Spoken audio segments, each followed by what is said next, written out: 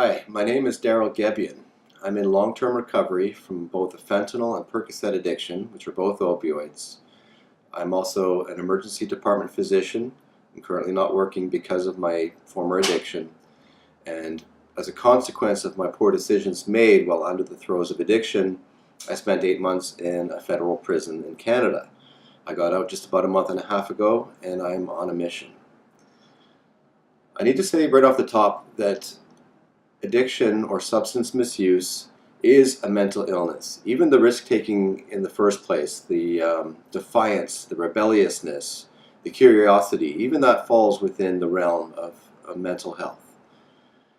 People ask me, how did I get caught?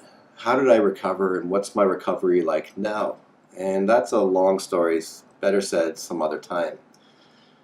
But I want you to know that I've now dedicated myself to helping others, to being a leader in the development of a national strategy to solve the current opioid national health crisis. The crisis isn't just affecting people in the downtown core. We learn about the safe injection sites and that we have the antidote, otherwise known as naloxone or Narcan, which is the medication used to reverse an overdose. Now that's excellent, this program, but it's insufficient. It is not enough. Users of opioids include people from all walks of life, all ages and demographics. It can start off as recreational drug use in high schoolers. It can go on to people who are construction workers and are taking a Percocet here and there. It can go on to affect people from healthcare professions, lawyers, dentists. This is to help, myself included, and so this is to help destigmatize, to say it can affect anybody. For me, it started with chronic back pain, but I also admit, though, that I started taking it recreationally, and that was my own decision. That itself is more complicated why I did that, but that's a part of who I am. That risk-taking behavior is a part of me, and that's part of the addiction as well. It grew. It was very insidious, the addiction, especially with opioids. It is incredibly insidious and slow, the road to deeper addiction and dependency, meaning that when I stopped taking the medication, I would go through withdrawal and feeling very sick. The other users are also people who are on chronic pain medications, and for that reason, opioids can be very good medications to be taking as long as they're taken as instructed.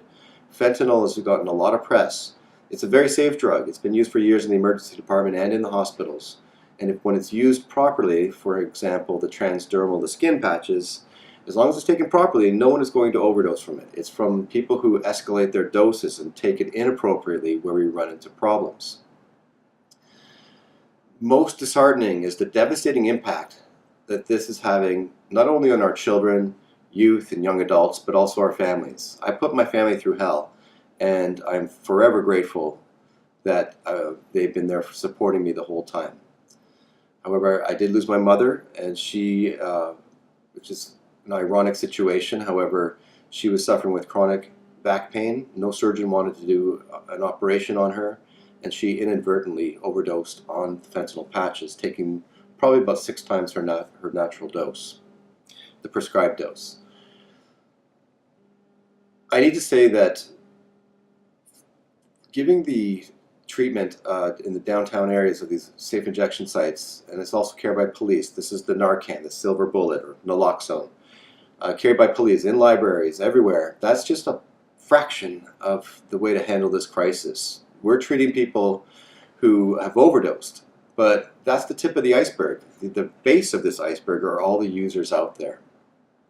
And from my experience, based upon my lived experience and my background, I want to let you know that the strategies that are currently employed are not adequate. They're just not enough. We need to address the bigger issue here, which is the mental illness aspect of it, the poor handling of the stress, the using of these medications as a crutch, a way to fit in when we're younger.